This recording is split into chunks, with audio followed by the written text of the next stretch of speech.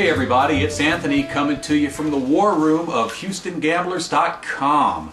Hey, I want to talk a little bit about the amazing reunion we had on June the 12th, 2010. First of all, I want to thank Dave & Buster's on Richmond Avenue in Houston, Texas. These guys really helped make it happen. This was a once-in-a-lifetime event, and they really did a great job of giving us a first-class touch when it came to putting together this reunion.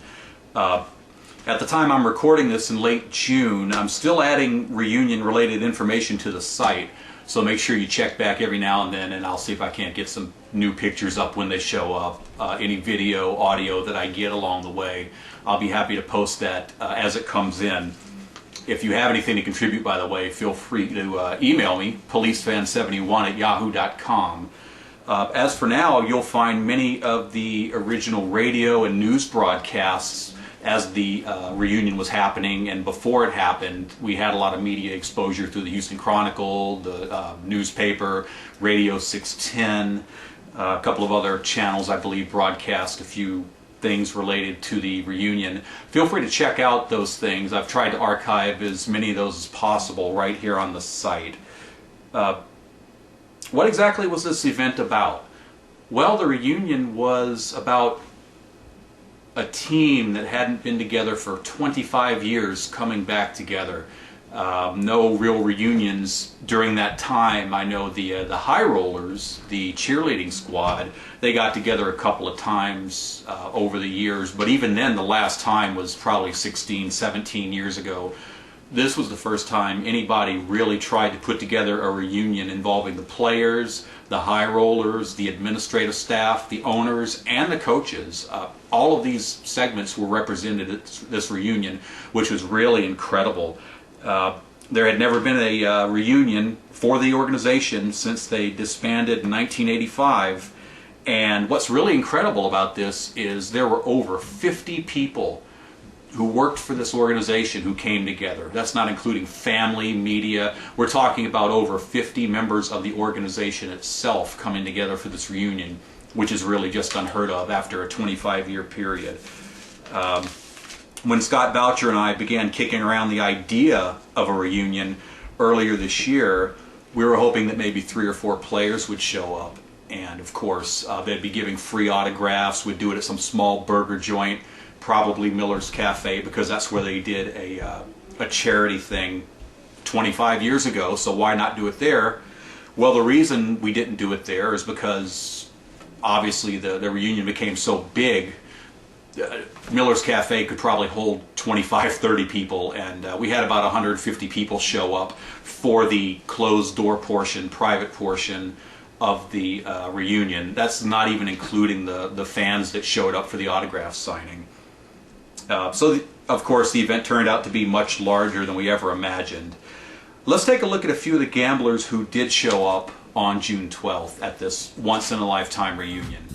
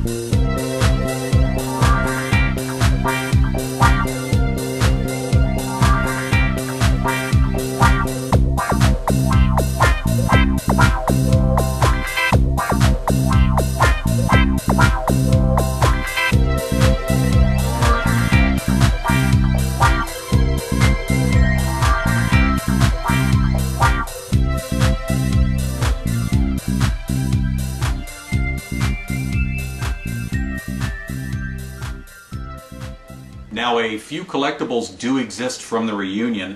Probably the most popular is the VIP lanyard pass, which was given out to gamblers, players, staff, and their family members. Very few of these are around, and probably our most popular piece of memorabilia. We did create 3 promotional 5x7 photos for the event. Center Joe Bach, punter Dale Walters, and a third one featuring Scott Boucher and Jim Kelly. It was a black and white action shot. We did do those 3 photos for the event.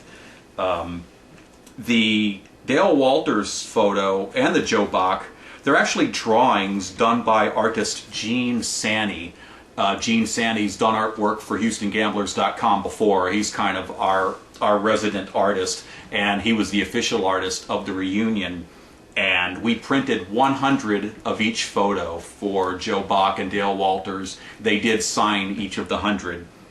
The action photo of Jim Kelly and Scott Boucher was signed by Scott Boucher, and about 300 of those were printed. I think Scott still has a lot of them in his closet. If you're interested in obtaining these collectibles, the lanyard, the pass, and the 3 photos I just mentioned, feel free to check out the new collectibles section of HoustonGamblers.com.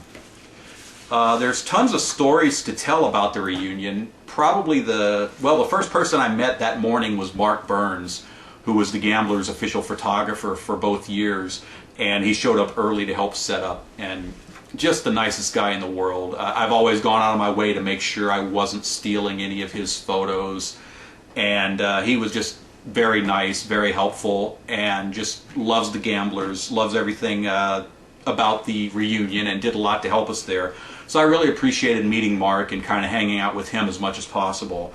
Another guy, Dale Walters, who happens to be a friend of mine on Facebook. He was the Gamblers punter. And as a matter of fact, I kind of decided to grow my hair out a little long and kind of do the 80s longer hair look in honor of Dale Walters, because he had that going on, and the mustache back in the 80s. Well, of all things, I'm talking with Dale at the reunion, and I kind of mentioned how I was growing out my hair to kind of pay homage to the 80s. And he goes, "Well, what do you call that, the Bush look?" And I'm just thinking, oh man, you're not my friend on Facebook anymore, Dale. Well, actually he is. I'm just joking. But the next one that really comes to mind is the Argovitz family. Mr. and Mrs. Argovitz. They were just the nicest people I've ever met.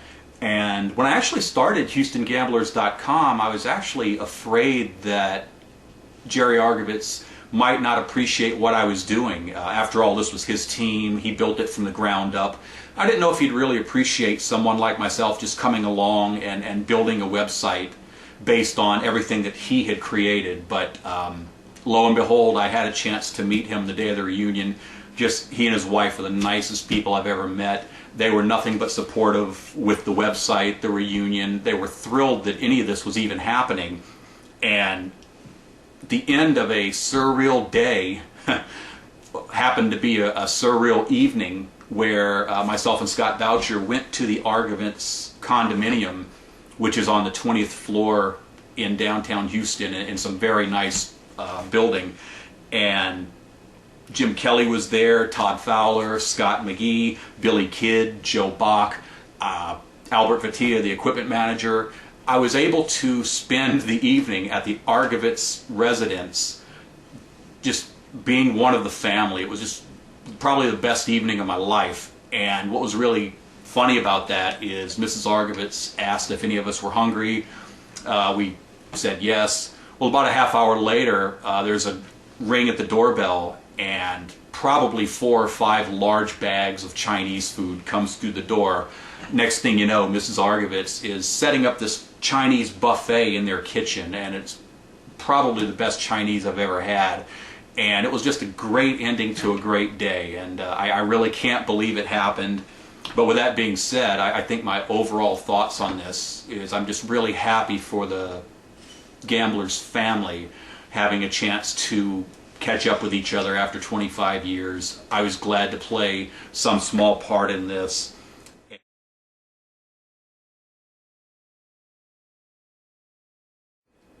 One cool thing that we did at the reunion was put together a poster, and we gave one to each of the fans who paid to get an autograph ticket. This autograph ticket enabled the fan to get an autograph from each and every player that showed up that day. I think probably about 25 players, and even Mouse Davis sat in. Jack Pardee was available for a while to sign. And the poster is really neat. I have one copy here. This is the copy for the HoustonGamblers.com archives. Very few of these exist. I think probably about 70 of them were signed. There were some signed for the fans. There were some signed for the family members of the players. A lot of the fans got autographs on other things like helmets. They had other 8x10 photos or other posters that they wanted signed. So this commemorative poster here is actually a pretty scarce thing. I've been looking on eBay since the reunion. I haven't seen one pop up yet, surprisingly. But this is really a unique item because it has autographs. It might vary from poster to poster. Maybe yours will have Jack Pardee on it. Mine doesn't, actually. I had a good time meeting Jack, but never got his autograph. They're just really cool. They're just loaded with autographs. The poster turned out really nice, and some of these autographs are really, really scarce. Ron Relaford, Mike Dunn, some of these guys who played for the Gamblers for a short period of time, they're on here. This is really, really a cool item for the true fan. I don't have any to sell, I apologize, but keep an eye open. You might see one pop up one day. Good luck.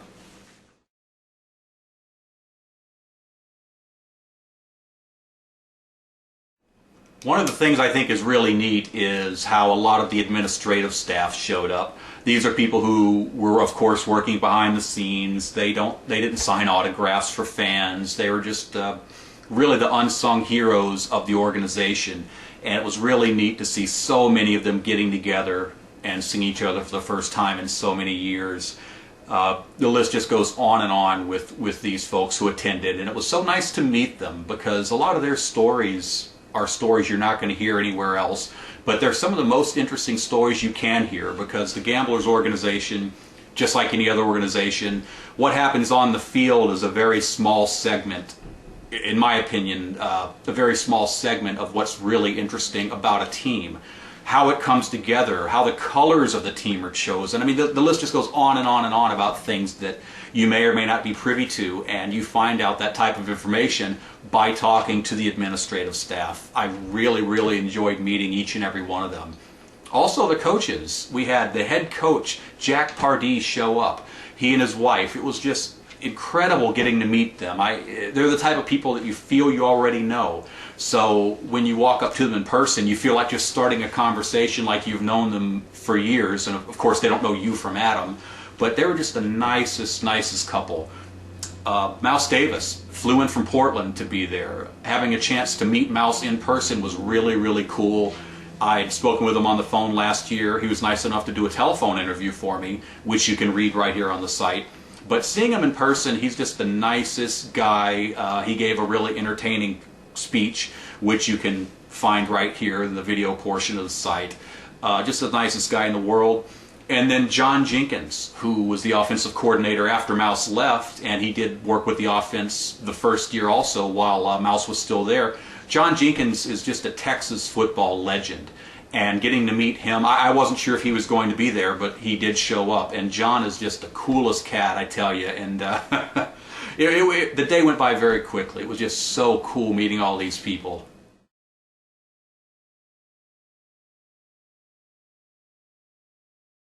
And I'm really looking forward to the next reunion, which is scheduled to be held 25 years from now. If anyone's interested in putting that together, email me, okay?